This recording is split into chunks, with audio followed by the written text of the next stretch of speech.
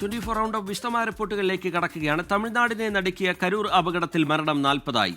പ്രാഥമിക ചികിത്സയ്ക്ക് ശേഷം ആശുപത്രി വിട്ട കരൂർ സ്വദേശി കവിനാണ് മരിച്ചത്. 111 പേരാണ് പരിക്കേറ്റ് ചികിത്സയിൽ കഴിയുന്നത്. അപകടത്തിൽ തമിഴ്നാട് സർക്കാർ ജുഡീഷ്യൽ അന്വേഷണം തുടങ്ങി. സംഭവത്തിൽ സമഗ്ര അന്വേഷണം വേണമെന്ന് BJPയും ആവശ്യപ്പെട്ടു.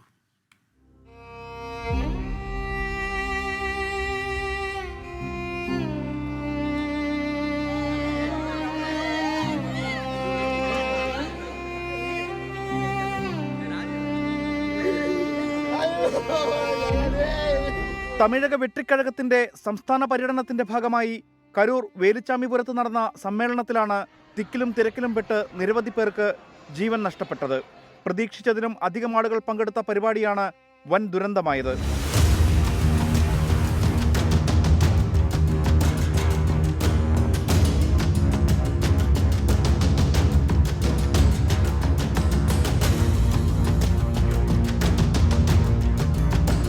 ദുരന്തമുണ്ടായ ഉടൻ തന്നെ കരൂർ മെഡിക്കൽ കോളേജിൽ നേരിട്ടെത്തിയ മുഖ്യമന്ത്രി MK സ്റ്റാലിൻ അതിവൈകാരികമായാണ് പ്രതികരിച്ചത്.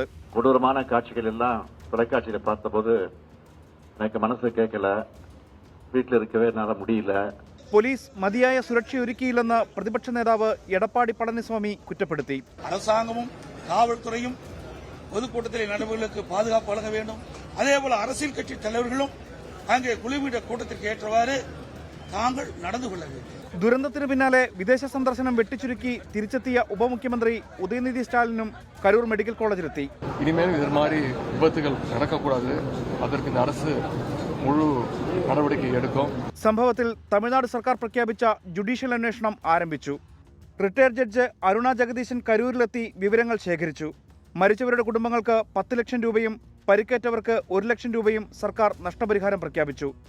24 കരൂർ. കരൂർ ദുരന്തത്തിൽ TVK ആരോപണങ്ങൾ തള്ളി തമിഴ്നാട് പോലീസ്. വിജയ്ക്ക് നേരെ കല്ലേറുണ്ടായിട്ടില്ല എന്ന് ADGP ഡേവിഡ്സൺ പറഞ്ഞു. ആളുകൾ അധികമാണെന്ന് TVK നേതാക്കളെ അറിയിച്ചിരുന്നുവെന്നും ADGP വ്യക്തമാക്കി. വിജയ്ക്ക് നേരെ കല്ലേറുണ്ടായെന്നും ഗൂഢാലോചന അന്വേഷിക്കണമെന്നുമായിരുന്നു TVK മദ്രാസ് ഹൈക്കോടതിയിൽ നൽകിയ ഹർജിയിൽ ആരോപിച്ചിരുന്നത്. എന്നാൽ ഈ ആരോപണം പൂർണ്ണമായി തള്ളുകയാണ് പോലീസ്. ആളുകൾ അധികമാണെന്ന് നേതാക്കളെ അറിയിച്ചിരുന്നു. 15 മീറ്റർ മാറി പ്രസംഗിക്കണമെന്ന് ആവശ്യപ്പെട്ടു. പക്ഷേ അവർ കേട്ടില്ലെന്നും ADGP. ஒரு அட்லீஸ்ட் 50 மீட்டர்ஸ் பிஃபோர் இந்த ஸ்பீக்கிங் பாயிண்ட்ல வச்சே பேசி சொல்லியிருக்கிறாரு. சரி, இங்க நிறுத்திக்கலாம், வேண்டாம், கூட்டம் ரொம்ப ஜாஸ்தியா இருக்குது, இங்க வச்சே பேசலாம்னு சொல்லிட்டு അതുക്കും அந்த ഓർഗനൈസേഴ്സ് മറുത്തിരിക്കാங்க. കുഴഞ്ഞു വീണവരെ ആശുപത്രിയിലെത്തിക്കാൻ കഴിയാത്ത വിധമുള്ള ജനക്കൂട്ടമായിരുന്നു. പോലീസ് കൃത്യമായ നിർദ്ദേശം നൽകിയതിന്റെ അടിസ്ഥാനത്തിലാണ് ആംബുലൻസുകൾ വന്നതെന്നും ADGP പറഞ്ഞു. 20 പേർക്ക് ഒരു പോലീസ് എന്ന നിലയിലാണ് സുരക്ഷ ഒരുക്കിയതെന്നും പോലീസ് വ്യക്തമാക്കുന്നു. 24 കരൂർ. കരൂർ അപകടത്തിന് പിന്നാലെ മുഖം രക്ഷിക്കൽ നടപടിയുമായി തമിഴക വെട്രിക്കഴകം അടുത്തയാഴ്ചയിലെ വിജയുടെ സംസ്ഥാന പര്യടനം റദ്ദാക്കി. മരിച്ചവരുടെ കുടുംബങ്ങൾക്ക് 20 ലക്ഷം രൂപ നഷ്ടപരിഹാരം നൽകുമെന്നും വിജയ് അറിയിച്ചു. വിജയ് വീട്ടിലിരുന്ന് ഓൺലൈനായി യോഗം ചേർന്നാണ് തീരുമാനങ്ങൾ എടുത്തത്.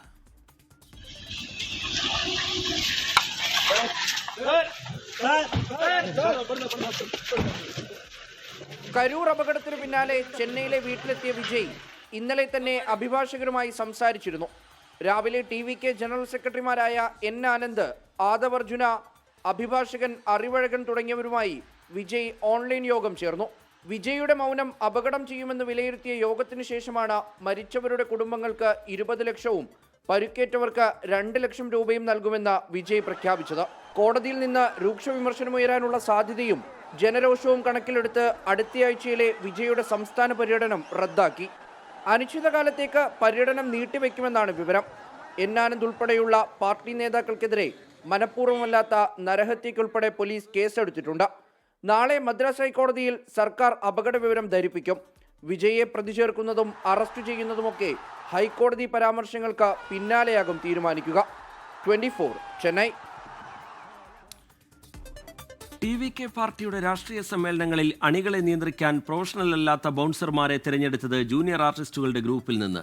മധുരയിൽ നടന്ന രാഷ്ട്രീയ സമ്മേളനത്തിലേക്ക് ബൗൺസർമാരെ തിരഞ്ഞെടുത്തതിന്റെ വാട്സാപ്പ് ചാറ്റുകൾ 24 ലഭിച്ചു.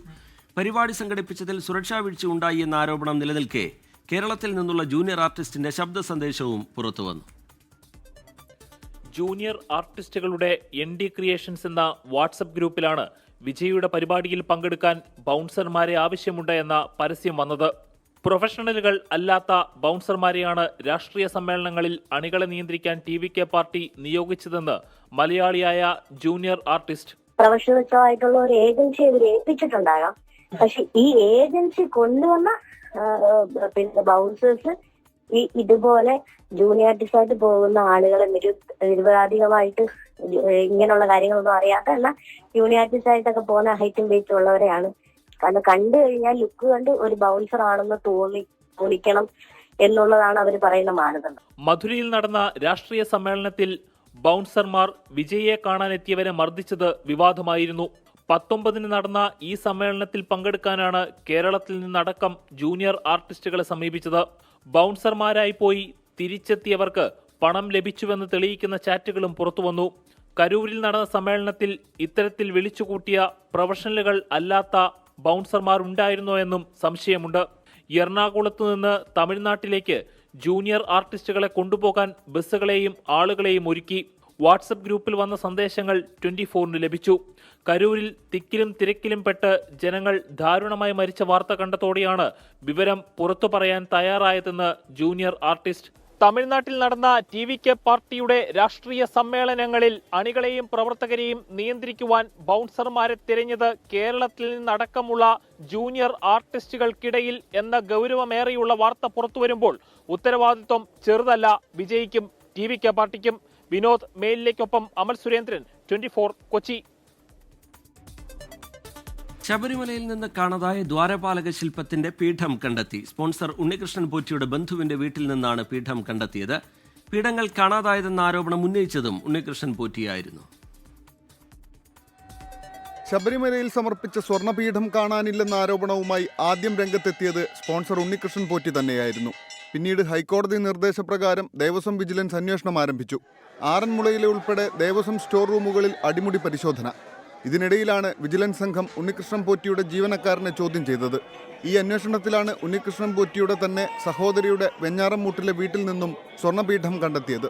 2021 മുതൽ ഉണ്ണികൃഷ്ണൻ പോറ്റിയുടെ ജീവനക്കാരൻ വാസുദേവന്റെ വീട്ടിലാണ് സ്വർണ്ണപീഠം സൂക്ഷിച്ചിരുന്നത്.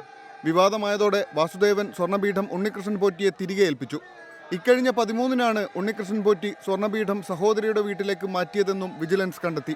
കോടതിയിലുള്ള കാര്യമായതിനാൽ കൂടുതൽ പ്രതികരണങ്ങൾക്കില്ലെന്ന് Devaswom board president PS Prashanth 24-നോട്. ഈ 2019 വിഷയമായിരുന്നു. അപ്പോൾ അതും അന്വേഷിക്കാൻ അന്ന് ബഹുമാനപ്പെട്ട കോടതി ഞങ്ങളുടെ SP വിജിലൻസിനെയാണ് ചുമതലപ്പെടുത്തിയത്. അത് കോടതിയിൽ റിപ്പോർട്ട് നൽകും. കൃത്യമായി അന്വേഷിച്ച് കോടതിയിൽ റിപ്പോർട്ട് നൽകും എന്നാണ് ഞാൻ മനസ്സിലാക്കുന്നത്. കോടതിയുടെ പരിഗണനയിലിരിക്കുന്ന ഒരു വിഷയമായതുകൊണ്ട് ഇതിനെ സംബന്ധിച്ച് ആധികാരികമായ ഒരു അഭിപ്രായം പറയാൻ ഞങ്ങൾക്ക് സാധിക്കില്ല. സംഭവത്തിൽ ഉണ്ണികൃഷ്ണൻ പോറ്റിക്കെതിരെ അന്വേഷണമുണ്ടാകും. സ്വർണ്ണപീഠം കണ്ടെത്തിയെന്ന് കാണിച്ച് ദേവസ്വം വിജിലൻസ് ഹൈക്കോടതിയിൽ റിപ്പോർട്ട് നൽകും. ഹൈക്കോടതി നിർദ്ദേശം അനുസരിച്ചായിരിക്കും തുടർ നടപടികൾ. 24 പത്തനംതിട്ട. മഞ്ഞുരുക്കത്തിന്റെ സൂചന നൽകി ഗവർണർക്കൊപ്പം രാജ്ഭവനിൽ വേദി പങ്കിട്ട് മുഖ്യമന്ത്രി പിണറായി വിജയൻ. രാജ്ഭവന്റെ ത്രൈമാസിക രാജഹംസിന്റെ പ്രകാശന ചടങ്ങിൽ ഗവർണറുടെ അധികാരത്തെപ്പറ്റി പറയുന്ന ലേഖനത്തോട് ഗവർണറെ വേദിയിലിരുത്തി മുഖ്യമന്ത്രി വിയോജിപ്പ് പ്രകടിപ്പിച്ചത് ശ്രദ്ധേയമായി. സർവകലാശാല വിഷയങ്ങളിൽ ഇടഞ്ഞു നിന്ന ശേഷം മുഖ്യമന്ത്രി രാജ്ഭവനിലേക്ക് എത്തുന്നു എന്നതായിരുന്നു ത്രൈമാസിക പ്രകാശനത്തെ ശ്രദ്ധാകേന്ദ്രമാക്കിയത്. ഭാരതാംബയുടെ ചിത്രത്തിന് മുന്നിലെ പുഷ്പാർച്ചന എന്ന നിർബന്ധം വെടിഞ്ഞ് ഗവർണറും സർക്കാരുമായി അടുക്കുന്നുവെന്ന് സൂചന നൽകി. എന്നാൽ രാജ്ഭവനുമായുള്ള അടുത്ത ബന്ധം വിയോജിപ്പുകൾ തുറന്നു പറയാൻ തടസ്സമല്ലെന്ന് വ്യക്തമാക്കുന്നതായിരുന്നു മുഖ്യമന്ത്രിയുടെ ഉദ്ഘാടന പ്രസംഗം. പ്രകാശനം ചെയ്ത രാജഹംസ മാസികയിൽ ഗവർണർ അധികാരത്തെക്കുറിച്ചുള്ള ലേഖനത്തിലെ ഉള്ളടക്കം സർക്കാർ നിലപാടിലെന്ന് പറയാൻ മുഖ്യമന്ത്രി മടിച്ചില്ല. ഭരണഘടനയുടെ 200-ാം വകുപ്പ്, ഗവർണറുടെ അധികാരങ്ങൾ, നിയമസഭയുടെ അധികാരങ്ങൾ തുടങ്ങിയവയുമായി ബന്ധപ്പെട്ട് ലേഖകൻ പ്രകടിപ്പിക്കുന്ന അഭിപ്രായങ്ങളെല്ലാം സർക്കാരിൻ്റെ അഭിപ്രായങ്ങളാണോ എന്ന് ചോദിച്ചാൽ അല്ല എന്നതാണ് ഉത്തരം. അത് അദ്ദേഹത്തിൻ്റെ വ്യക്തിപരമായ അഭിപ്രായമാവാം. അത് വരുന്നത് രാജ്ഭവൻ്റെ ഔദ്യോഗിക ജേണലിലാണ് എന്നതുകൊണ്ട് ആ അഭിപ്രായങ്ങളെല്ലാം സർക്കാർ അതുപോലെ പങ്കിടുന്നുവെന്ന് ആരും കരുതേണ്ടതില്ല. വിയോജിപ്പുകൾ അനുവദിക്കുന്ന സർക്കാരാണ് കേരളത്തിലെന്ന് വ്യക്തമാക്കിയ മുഖ്യമന്ത്രി പ്രസംഗത്തിന്റെ അവസാന ഭാഗത്തും വിമർശനം ഒളിപ്പിച്ചു. രാജ്ഭവൻ ചരിത്രപരമായ ഒട്ടനവധി കാര്യങ്ങൾക്ക് സാക്ഷ്യം വഹിച്ചിട്ടുണ്ട്. ഇനിയുണ്ടാകുന്ന അത്തരം സംഭവങ്ങൾ രേഖപ്പെടുത്തപ്പെടാതെ പോവുക എന്ന അനൗചിത്യം ഉണ്ടാവാതെ നോക്കാൻ രാജഹംസിന് കഴിയട്ടെ. മുഖ്യമന്ത്രിയുടെ വിമർശനങ്ങളെക്കുറിച്ച് ശശി തരൂരിനോട് ചോദിച്ചു മനസ്സിലാക്കിയെങ്കിലും മറുപടി പറയാൻ ഗവർണർ കൂട്ടാക്കിയില്ല. I am very much humbled and thankful to our matured Honorable Chief Minister having come to the Raj Bhavan and released our in-house journal, the first edition of the journal, Raj House. രാജ്ഭവനെ ജനങ്ങളുടെ സ്ഥാപനമെന്ന നിലയിൽ ലോക്ഭവനാക്കി മാറ്റണമെന്ന് doctor Sasi Tharoor MP ആവശ്യപ്പെട്ടു. ഇതിനോട് യോജിച്ച governor 2022 തന്നെ ഈ നിലപാട് പറഞ്ഞിട്ടുണ്ടെന്നും വിശദീകരിച്ചു. ചടങ്ങിൽ ക്ഷണമുണ്ടായിട്ടും പ്രതിപക്ഷ നേതാവ് പങ്കെടുത്തില്ല. 24 തിരുവനന്തപുരം. ഏഷ്യ കപ്പ് ക്രിക്കറ്റ് ഫൈനലിന്റെ അപ്ഡേറ്റിലേക്കാണ് ഇനി നമ്മൾ പോകുന്നത്. പാകിസ്ഥാനെതിരെ ഇന്ത്യ പൊരുതുകയാണ്. 77 റൺസ് എടുക്കുന്നതിനിടെ ഇന്ത്യക്ക് 4 വിക്കറ്റുകൾ നഷ്ടമായിരിക്കുന്നു. സഞ്ജു സാംസൺ 24 റൺസ് എടുത്ത് പുറത്തായി. അനിൽ വാസുദേവ് സ്പോർട്സ് ഡെസ്കിൽ നിന്ന് വിശദാംശങ്ങളുമായി ചേരുന്നുണ്ട്. അനിൽ, ഏറ്റവും ഒടുവിലായി സഞ്ജുവിന്റെ വിക്കറ്റ് കൂടി ഇന്ത്യക്ക് നഷ്ടമാവുന്നു. 4 വിക്കറ്റുകൾ നഷ്ടം. പക്ഷേ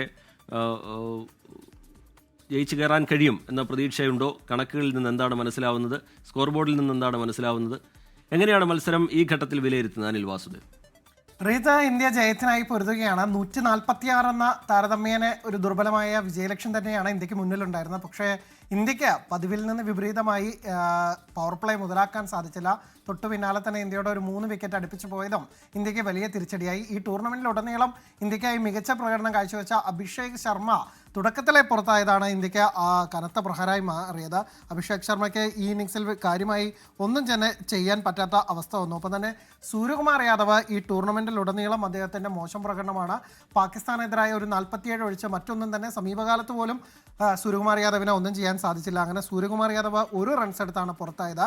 ഒപ്പം തന്നെ ശുഭ്മാൻ ഗിൽ വലിയ പ്രഷറിലായിരുന്നു. ശുഭ്മാൻ ഗിൽ ഒരു ഘട്ടത്തിൽ പൊരുതുമെന്നൊക്കെ പ്രതീക്ഷ നൽകിയെങ്കിൽ പോലും 10 പന്തിൽ 12 റൺസ് എടുത്ത് അങ്ങനെ പോയതോടുകൂടി ഇന്ത്യ വലിയ പ്രഷറിലായതാണ്. പക്ഷേ തിലക് വർമ്മയും സഞ്ജു സാംസണും ചേർന്ന് ഇന്ത്യയെ ജയത്തിലേക്ക് അല്ലെങ്കിൽ സ്മൂത്തായി കാര്യങ്ങൾ കൊണ്ടുപോകുമെന്ന തോന്നിച്ച ഘട്ടത്തിലാണ് ഇപ്പോൾ സഞ്ജുവിൻ്റെ കൂടെ വിക്കറ്റ് നഷ്ടമായത്. സഞ്ജുവിന് ഒരു ലൈഫ് കിട്ടിയതാണ്, പക്ഷെ അത് മുതലാക്കാൻ സഞ്ജുവിനായില്ല. 21 പന്തിൽ 2 4-ഉം 1 6-ഉം ഉൾപ്പെടെ 24 റൺസ് എടുത്ത സഞ്ജു അബ്രാറിന് വിക്കറ്റ് നൽകി മടങ്ങുകയായിരുന്നു. ഫർഹാനാണ് ആ ക്യാച്ച് എടുത്തത്. ഒരുപക്ഷെ സഞ്ജു അവസാനം വരെ ക്രീസിൽ ഉണ്ടാകുമെന്നാണ് മലയാളി ആരാധകരും താരത്തിൻ്റെ ആരാധകരും ഒക്കെ തന്നെ പ്രതീക്ഷിച്ചത്. എന്നിരുന്നാൽ പോലും ഇപ്പോഴും ഇന്ത്യക്ക് വിജയപ്രതീക്ഷ കൈവിട്ടില്ല. 38 പന്തിൽ 66 റൺസ്, അതാണ് ഇന്ത്യക്ക് വേണ്ടത്. ഇന്ത്യ ഇപ്പോൾ 4 വിക്കറ്റ് നഷ്ടത്തിൽ 82 റൺസ് എന്നുള്ളതാണ്. 13.5 ഓവറിൽ ഇനി 6 ഓവർ ശേഷിക്കുന്നുണ്ട്.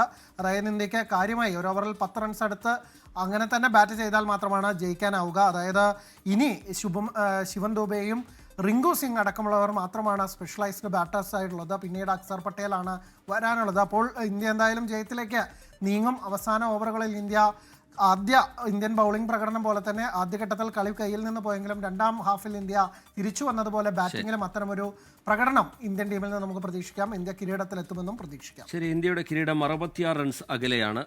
21 പന്തിൽ 24 റൺസ് എടുത്ത സഞ്ജു സാംസന്റെ വിക്കറ്റാണ് ഏറ്റവും ഒടുവിൽ ഇന്ത്യക്ക് നഷ്ടമായത്. 4 വിക്കറ്റുകൾ ഇന്ത്യക്ക് നഷ്ടമായിട്ടുണ്ട്. അനിൽ വാസുദേവ് സ്പോർട്സ് ഡെസ്കിൽ നിന്ന് വിശദാംശങ്ങൾ പങ്കുവയ്ക്കുകയായിരുന്നു. NSSനെ അനുനയിപ്പിച്ച് കൂടെ നിർത്താനുള്ള ശ്രമങ്ങൾ തുടർന്ന് കോൺഗ്രസ്. ഇടതുപക്ഷത്തോടുള്ള പിന്തുണ ശബരിമല വിഷയത്തിൽ മാത്രമാണെന്ന് രമേശ് ചെന്നിത്തല പറഞ്ഞു. സാമുദായിക സംഘടനകളോട് കോൺഗ്രസിന് ബഹുമാനമാണെന്ന് KC വേണുഗോപാലും പ്രതികരിച്ചു. അതിനിടെ NSS general secretary G Sukumaran നായർക്കെതിരെ ഇന്നും പ്രതിഷേധ ബാനറുകൾ പ്രത്യക്ഷപ്പെട്ടു. NSSന്റെ ഇടതുചായ്വിൽ കരുതൽ വിടാതെയുള്ള പ്രതികരണങ്ങളാണ് കോൺഗ്രസ് നേതാക്കൾ നടത്തുന്നത്. NSSനോട് ഏറ്റവും അടുപ്പം സൂക്ഷിക്കുന്ന കോൺഗ്രസ് നേതാവായ രമേശ് ചെന്നിത്തലയുടെ പ്രതികരണത്തിലും അത് വ്യക്തം. സർക്കാരിനോടുള്ള പിന്തുണ അയ്യപ്പ സംഗമത്തിൽ മാത്രമാകും. NSSന്റെ ശരിദൂരം ഇടതുപക്ഷത്തിനൊപ്പമാകുമെന്ന വെള്ളം CPIM വാങ്ങിവെച്ചാൽ മതിയെന്നും Ramesh Chennithala. NSS general secretary പറഞ്ഞത്, ഞങ്ങൾ ശബരിമല കാര്യത്തിൽ ഞങ്ങളുടെ നിലപാട് ഇതാണ്, ഗവൺമെന്റ് എടുത്ത നിലപാടിനോടൊപ്പം ഞങ്ങൾ നിൽക്കുന്നു. ആയിക്കോട്ടെ, അതിനോടൊപ്പം മറ്റൊരു കാര്യം കൂടി പറഞ്ഞു. രാഷ്ട്രീയത്തിൽ ഞങ്ങൾ എടുത്ത നിലപാട് സമദൂരമാണ്, അതിൽ മാറ്റമില്ല. സമദൂരത്തിൽ മാറ്റമില്ലാത്തിടത്തോളം കാലം രാഷ്ട്രീയ നിലപാടിൽ എന്ത് മാറ്റമാവുള്ളേ? NSSനെതിരായ വിമർശനങ്ങളിൽ കോൺഗ്രസ് പങ്കാളികളല്ലെന്ന് AICC general secretary KC Venugopal. സാമുദായിക സംഘടനകൾക്ക് സ്വതന്ത്ര നിലപാട് സ്വീകരിക്കാമെന്ന് KC വേണുഗോപാൽ. സമുദായ സംഘടനകൾക്ക് അവരുടേതായ തീരുമാനമെടുക്കാൻ സ്വാതന്ത്ര്യമുണ്ട്. ആ സ്വാതന്ത്ര്യമായി തീരുമാനമെടുക്കുമ്പോൾ അതിനെ കോൺഗ്രസ് പരസ്യമായി വിമർശിക്കാൻ പോകേണ്ട കാര്യമില്ല. NSS ജനറൽ സെക്രട്ടറി സുകുമാരൻ നായർക്കെതിരെ ഇന്നും ബാനറുകൾ ഉയർന്നു. പത്തനംതിട്ടയിലും ഷൊർണൂർ നഗരത്തിലും സേവ് നായർ ഫോറത്തിന്റെ പേരിലാണ് ബാനർ ഉയർന്നത്. കൊടുമണ്ണിൽ കരയോഗം കെട്ടിടങ്ങൾക്ക് മുന്നിലും ബാനറുകൾ പ്രത്യക്ഷപ്പെട്ടു. 24 തിരുവനന്തപുരം. ആലപ്പുഴ മാവേലിക്കരയിൽ പാലം നിർമ്മാണത്തിനിടെ ഉണ്ടായ അപകടത്തിൽ 2 തൊഴിലാളികൾ മരിച്ച സംഭവത്തിൽ ഉദ്യോഗസ്ഥർക്കെതിരായ നടപടി പിൻവലിച്ച് പൊതുമരാമത്ത് വകുപ്പ്. ഉദ്യോഗസ്ഥരുടെ സസ്പെൻഷൻ പൊതുമരാമത്ത് വകുപ്പ് പിൻവലിച്ചു. Assistant executive engineer Tessy Thomas, assistant engineer S Sreejith, overseer Yathin Kumar എന്നിവരെ സർവീസിൽ പുനഃപ്രവേശിപ്പിച്ച് പൊതുമരാമത്ത് വകുപ്പ് ഉത്തരവിറക്കി. കരാറുകാരൻ കരിമ്പട്ടികയിൽ തുടരും.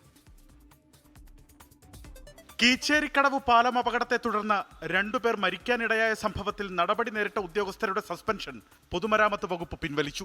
Assistant executive engineer Tessy Thomas, assistant engineer S Sreejith, overseer Y Yathin Kumar എന്നിവരെ സർവീസിൽ പുനഃപ്രവേശിപ്പിച്ചു. സസ്പെൻഷൻ പിൻവലിക്കണമെന്നാവശ്യപ്പെട്ട് 3 ഉദ്യോഗസ്ഥരും പൊതുമരാമത്ത് വകുപ്പ് ഭരണവിഭാഗം ചീഫ് എഞ്ചിനീയർക്ക് അപേക്ഷ നൽകിയിരുന്നു. ഏൽപ്പിച്ച ചുമതലകൾ ആത്മാർത്ഥവും സത്യസന്ധവുമായിട്ടാണ് നിർവഹിച്ചിട്ടുള്ളതെന്നും വകുപ്പിനോ പൊതുജനങ്ങൾക്കോ യാതൊരു വീഴ്ചകളും ബുദ്ധിമുട്ടുകളും ഉണ്ടായിട്ടില്ലെന്നും പാലം നിർമ്മാണവുമായി ബന്ധപ്പെട്ട സുരക്ഷാ ക്രമീകരണങ്ങളിൽ മനഃപൂർവ്വമായ വീഴ്ച ഉണ്ടായിട്ടില്ലെന്നുമായിരുന്നു നടപടി നേരിട്ടവരുടെ വിശദീകരണം. സസ്പെൻഷൻ നടപടിയുടെ പേരിൽ മാനസിക വിഷമം അനുഭവിക്കേണ്ടി വന്നിട്ടുണ്ടെന്നും അതിനാൽ സർവീസിൽ തിരിച്ചെടുക്കണമെന്നും ഇവർ അഭ്യർത്ഥിച്ചു. സസ്പെൻഷൻ നടപടി പിൻവലിച്ചാലും അന്വേഷണത്തെ ബാധിക്കില്ലെന്ന് ഭരണവിഭാഗം ചീഫ് എഞ്ചിനീയർ സർക്കാരിനെ അറിയിച്ചതിനെ തുടർന്നാണ് സസ്പെൻഷൻ പിൻവലിച്ചത്. ഓഗസ്റ്റ് 4-നായിരുന്നു നിർമ്മാണത്തിലിരുന്ന കീച്ചേരിക്കടവ് പാലത്തിന്റെ സ്പാൻ തകർന്ന് അച്ചൻകോവിലാറ്റിൽ വീണ 2 തൊഴിലാളികൾ മരിച്ചത്. പൊതുമരാമത്ത് വകുപ്പ് വിജിലൻസ് ഡെപ്യൂട്ടി ചീഫ് എഞ്ചിനീയർ പ്രാഥമിക അന്വേഷണം നടത്തി സർക്കാരിന് സമർപ്പിച്ച റിപ്പോർട്ടിന്റെ അടിസ്ഥാനത്തിലാണ് ചുമതലയിലുണ്ടായിരുന്ന 3 ഉദ്യോഗസ്ഥരെ സസ്പെൻഡ് ചെയ്തത്. ഓഗസ്റ്റ് 8-ന് കൈക്കൊണ്ട നടപടിയാണ് ഇപ്പോൾ പിൻവലിച്ചിരിക്കുന്നത്. അലക്സ് റാം മുഹമ്മദ്, 24, തിരുവനന്തപുരം. മുൻമന്ത്രി വി എസ് സുനിൽകുമാറിനെതിരെ CPIയിൽ പടയൊരുക്കം. സാമ്പത്തിക സംവരണത്തെ എതിർക്കാനുള്ള പാർട്ടി കോൺഗ്രസ് തീരുമാനം വ്യക്തിഗത നേട്ടമായി ഉയർത്തിക്കാട്ടുന്നു എന്നാരോപിച്ചാണ് വിമർശനം. പാർട്ടി കോൺഗ്രസ് തീരുമാനം ആയുധമാക്കി അന്തരിച്ച സംസ്ഥാന സെക്രട്ടറി കാനം രാജേന്ദ്രനെ മുന്നോക്ക സംവരണ അനുകൂലിയായി ചിത്രീകരിക്കാൻ നടക്കുന്ന ശ്രമങ്ങളും നേതൃത്വത്തിലെ ഒരു വിഭാഗത്തെ സുനിലിന് എതിരെ തിരിയാൻ കാരണമായിട്ടുണ്ട്. വി എസ് സുനിൽകുമാർ അവതരിപ്പിച്ച ഭേദഗതിയെ തുടർന്നാണ് ചണ്ഡീഗഡിൽ സമാപിച്ച CPIയുടെ പാർട്ടി കോൺഗ്രസിൽ സാമ്പത്തിക സംവരണത്തെ എതിർക്കുന്ന തീരുമാനം വന്നത്. ഇതേ തുടർന്ന് വി എസ് സുനിൽകുമാറിനെ പ്രകീർത്തിച്ചുകൊണ്ട് മാധ്യമങ്ങളിൽ വാർത്ത വന്നിരുന്നു. ഇതാണ് പാർട്ടിയിലെ ഒരു വിഭാഗം നേതാക്കളെ പ്രകോപിപ്പിച്ചിരിക്കുന്നത്. പാർട്ടി തീരുമാനം വ്യക്തിഗത നേട്ടത്തിനായി സുനിൽകുമാർ ഉപയോഗിക്കുന്നുവെന്ന് ആരോപിച്ചാണ് ദേശീയ ഘടകത്തിൽ പ്രവർത്തിക്കുന്ന നേതാക്കൾ വരെയുള്ളവർ സുനിലിനെതിരെ തിരിഞ്ഞിരിക്കുന്നത്. പാർട്ടിയെടുത്ത പൊതു തീരുമാനത്തെ വ്യക്തി കേന്ദ്രീകൃതമായി മാറ്റുന്നുവെന്നാണ് വിമർശനം. ഈ നീക്കങ്ങളിൽ സഖാക്കൾ ജാഗ്രത പാലിക്കണമെന്ന സന്ദേശവും പാർട്ടി ഗ്രൂപ്പുകളിൽ പ്രചരിക്കുന്നുണ്ട്. നേരത്തെ മുന്നാക്ക സംവരണത്തെ അനുകൂലിച്ചു കൊണ്ടെടുത്ത നിലപാട് തിരുത്തിക്കൊണ്ടാണ് സാമ്പത്തിക സംവരണത്തെ എതിർക്കാൻ CPI പാർട്ടി കോൺഗ്രസ് തീരുമാനിച്ചത്. ഇതിന്റെ ചുവട് പിടിച്ച് കാനം രാജേന്ദ്രനെ മുന്നാക്ക സംവരണ അനുകൂലിയായി ചിത്രീകരിക്കുന്ന പ്രചാരണം നടക്കുന്നുണ്ട്. ഇതും സുനിൽകുമാറിനെതിരായ വിമർശനത്തിന് ആക്കം കൂട്ടിയിട്ടുണ്ട്. കാനത്തെ സാമ്പത്തിക സംവരണാനുകൂലിയായി പറയുന്നത് വസ്തുതാവിരുദ്ധമാണെന്ന് വിമർശകർ ചൂണ്ടിക്കാട്ടുന്നു. കാനം എഴുതിയ സംവരണവും CPI നിലപാടുമെന്ന പുസ്തകമാണ് ഇതിന്റെ തെളിവെന്നും അവർ പറയുന്നു. പാർട്ടി കോൺഗ്രസ് അനുകൂലിച്ച പാർട്ടി പരിപാടിയിലാണ് മുന്നാക്ക സംവരണത്തെ അനുകൂലിച്ച തീരുമാനം വന്നത്. ഇതിന്റെ ചുവട് പിടിച്ചാണ് സംസ്ഥാനത്തെ ഇടതു സർക്കാർ മുന്നാക്കക്കാരിലെ 10% സംവരണം നൽകാൻ തീരുമാനിച്ചതെന്നും കാനം പക്ഷക്കാർ പറയുന്നു. സംവരണ വിഷയത്തിൽ സുനിൽകുമാറിനെ ക്രൂശിക്കാൻ ശ്രമിക്കുന്നത് അദ്ദേഹത്തെ സംസ്ഥാന എക്സിക്യൂട്ടീവിൽ ഉൾപ്പെടുത്താതിരിക്കാനുള്ള നീക്കമാണെന്നും ആക്ഷേപമുണ്ട്. 24, തിരുവനന്തപുരം. യൂത്ത് കോൺഗ്രസ് സംസ്ഥാന അധ്യക്ഷ സ്ഥാനത്തെ ചൊല്ലി തർക്കം അവസാനിക്കുന്നില്ല. ബിനു ചുള്ളിയിലിനെ അംഗീകരിക്കാൻ കഴിയില്ല എന്ന നിലപാട് കടുപ്പിച്ചിരിക്കുകയാണ് ഈ ഗ്രൂപ്പ്. അബിൻ വർക്കിക്കായി സമൂഹ മാധ്യമങ്ങളിൽ ക്യാമ്പയിൻ ശക്തമാക്കി. സംസ്ഥാന അധ്യക്ഷ സ്ഥാനത്തേക്ക് ബിനു ചുള്ളിയിൽ, OJ ജനീഷ് എന്നിവരിലേക്ക് ചർച്ച ചുരുങ്ങിയതോടെയാണ് ഐ ഗ്രൂപ്പ് നിലപാട് കടുപ്പിച്ചത്. അബിൻ വർക്കിയുടെ വിഷയത്തിൽ വിട്ടുവീഴ്ച വേണ്ടെന്നാണ് പുതിയ തീരുമാനം. KM അഭിജിത്തിനെ പരിഗണിക്കുകയാണെങ്കിൽ നേരത്തെ വിട്ടുവീഴ്ച ചെയ്യാമെന്ന് അറിയിച്ചിരുന്നു. എന്നാൽ ആർക്കു വേണ്ടിയും വിട്ടുവീഴ്ച വേണ്ടെന്ന നിലപാടാണ് ഇപ്പോൾ. ഏകപക്ഷീയമായി പേര് പ്രഖ്യാപിച്ചാൽ യൂത്ത് കോൺഗ്രസിന്റെ സ്ഥാനങ്ങളിൽ നിന്ന് രാജിവെക്കാനും ആലോചനയുണ്ട്. അബിൻ വർക്കിയെ അവഗണിക്കുന്നതിൽ വിചിത്ര നീതി എന്നാണ് വിലയിരുത്തൽ. ഏറ്റവും അധികം വോട്ട് നേടിയ രണ്ടാമനെന്ന മാനദണ്ഡം അട്ടിമറിക്കാൻ കഴിയില്ല. ബിനു ചുള്ളിയിലിന് പ്രായപരിധി കഴിഞ്ഞെന്നും ഐ ഗ്രൂപ്പ് ആരോപിക്കുന്നു. അബിൻ വർക്കിക്കായി സമൂഹമാധ്യമങ്ങളിലും ഐ ഗ്രൂപ്പ് നേതാക്കൾ ക്യാമ്പയിൻ ശക്തമാക്കി. നിലവിൽ പരിഗണിക്കുന്നവരുടെ യോഗ്യതകൾ തരംതിരിക്കുന്ന പട്ടികയും പ്രചരിപ്പിക്കുന്നുണ്ട്. പ്രായം, വിദ്യാഭ്യാസ യോഗ്യത, 2 വർഷത്തിനിടയിൽ പാർട്ടിക്ക് വേണ്ടിയുള്ള കേസുകളുടെ എണ്ണം, സംഘടനാ തെരഞ്ഞെടുപ്പിൽ ലഭിച്ച വോട്ടുകളുടെ എണ്ണം എന്നിവ ഉൾപ്പെടുത്തിയ പട്ടികയാണ് പ്രചരിപ്പിക്കുന്നത്. അധ്യക്ഷ പ്രഖ്യാപനം ഇനിയും വൈകുമെന്നാണ് സൂചന. രാഹുൽ ഗാന്ധി വിദേശ പര്യടനം പൂർത്തിയാക്കി മടങ്ങിയെത്തിയതിനു ശേഷമാകും അധ്യക്ഷ പ്രഖ്യാപനം. 24, തിരുവനന്തപുരം. കോഴിക്കോട് കോട്ടൂർ മൂലാട് UDYFന്റെ പ്രക്ഷോഭയാത്ര തടഞ്ഞ് DYFI. നേതാക്കൾ സംസാരിക്കവേ DYFI പ്രവർത്തകർ വേദിയിലേക്ക് കയറി മൈക്ക് പിടിച്ചു വാങ്ങി. സംഭവത്തിൽ പേരാമ്പ്ര പോലീസ് കേസെടുത്തു. എന്റെ കേരളത്തിലെ മുഖ്യമന്ത്രി അതിനോട് പ്രതികരിച്ചില്ല. ഞാൻ ചോദിക്കട്ടെ പ്രിയപ്പെട്ടവരെ,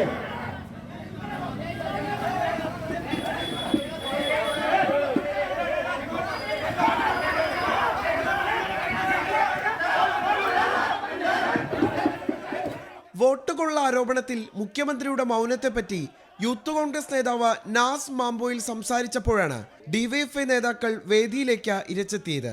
മൈക്ക് പിടിച്ചു വാങ്ങിയ ഡിവൈഎഫ്ഐ പ്രവർത്തകർ പരിപാടി തടസ്സപ്പെടുത്തിയെന്നാണ് കോൺഗ്രസ് പരാതി. വോട്ട് ചോദ്യവുമായി ബന്ധപ്പെട്ട് RSSനെതിരെയും അതും കേന്ദ്രം ഭരിക്കുന്ന BJP ഗവൺമെന്റിനെതിരെയും സംസാരിക്കുന്നതിനിടയിലേക്ക് ഡിവൈഎഫ്ഐക്കാർ ഇരച്ചു കയറിയതിന്റെ സാഹചര്യം എന്താണെന്ന് മനസ്സിലാക്കാൻ കഴിയുന്നില്ല. RSSനെ പറയുമ്പോൾ ഡിവൈഎഫ്ഐക്ക് കൊള്ളുന്നത് എന്താണ് എന്നാണ് പുതിയ രാഷ്ട്രീയ കേരളത്തിന്റെ ഉത്തരം കൂടിയാണ് അവിടെ കണ്ടിട്ടുള്ളത്. കോട്ടൂർ പഞ്ചായത്ത് ഭരണസമിതിക്കെതിരെ സംഘടിപ്പിച്ച പ്രക്ഷോഭയാത്രക്കിടെയാണ് സംഭവം. കോൺഗ്രസ് നേതാക്കളുടെ പരാതിയിൽ പേരാമ്പ്ര പോലീസ് കേസെടുത്തു.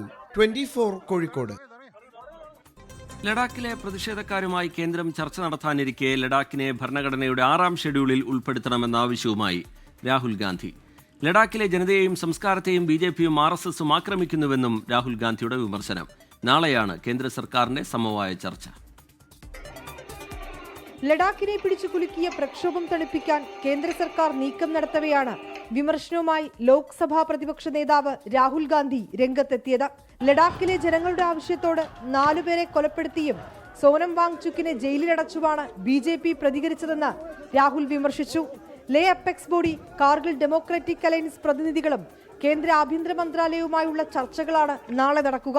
ഡൽഹിയിൽ നടക്കുന്ന ചർച്ചയിൽ ലഡാക്കിന് സംസ്ഥാന പദവി, പിന്നോക്ക വിഭാഗങ്ങൾക്കുള്ള സംവരണ പരിധി ഉയർത്തുക, ഭരണഘടനയുടെ 6ാം ഷെഡ്യൂൾ ഉൾപ്പെടുത്തുക തുടങ്ങി വിവിധ ആവശ്യങ്ങൾ പ്രതിഷേധക്കാർ ഉന്നയിക്കും. ഈ മാസം 27-ന് ചർച്ച തീരുമാനിച്ചിരുന്നുവെങ്കിലും സോനം വാങ്ചുക്കിന്റെ അറസ്റ്റിനു പിന്നാലെ നാളത്തേക്ക് മാറ്റുകയായിരുന്നു. ലഡാക്കിൽ കർഫ്യൂ ഏർപ്പെടുത്തിയിരിക്കുന്ന മേഖലകളിൽ ഇളവ് പ്രഖ്യാപിച്ചു. ഉച്ചയ്ക്ക് 1 മണി മുതൽ 3 വരെയും വൈകിട്ട് 3:30 മുതൽ 5 മണി വരെയും ഘട്ടം ഘട്ടമായാണ് ഇളവ്. 24 ഡൽഹി. പാലക്കാട് സ്കൂട്ടറിൽ പോവുകയായിരുന്ന യുവതിയെ ഇടിച്ചു വീഴ്ത്തി ലൈംഗികമായി പീഡിപ്പിക്കാൻ ശ്രമിച്ച യുവാവ് അറസ്റ്റിൽ. പൂവൻചിറ സ്വദേശി വിഷ്ണുവാണ് പിടിയിലായത്. ശനിയാഴ്ച അർദ്ധരാത്രിയോടെ വടക്കാഞ്ചേരിക്ക് സമീപമാണ് സംഭവം. സ്വകാര്യ സ്ഥാപനത്തിലെ ജീവനക്കാരിയാണ് യുവതി. രാത്രി ഷിഫ്റ്റ് കഴിഞ്ഞ് വീട്ടിലേക്ക് പോകവേ ബൈക്കിൽ പിന്തുടർന്നെത്തിയ പൂവൻചിറ സ്വദേശി വിഷ്ണു യുവതിയുടെ സ്കൂട്ടറിൽ ഇടിച്ചു വീഴ്ത്തുകയായിരുന്നു. പരിക്കേറ്റ് നിലത്ത് വീണ യുവതിയെ ഇയാൾ ലൈംഗികമായി ഉപദ്രവിക്കാൻ ശ്രമിച്ചു. ഇതിനിടെ യുവതി ബഹളം വെച്ചതോടെ വിഷ്ണു ഓടി രക്ഷപ്പെടുകയായിരുന്നു.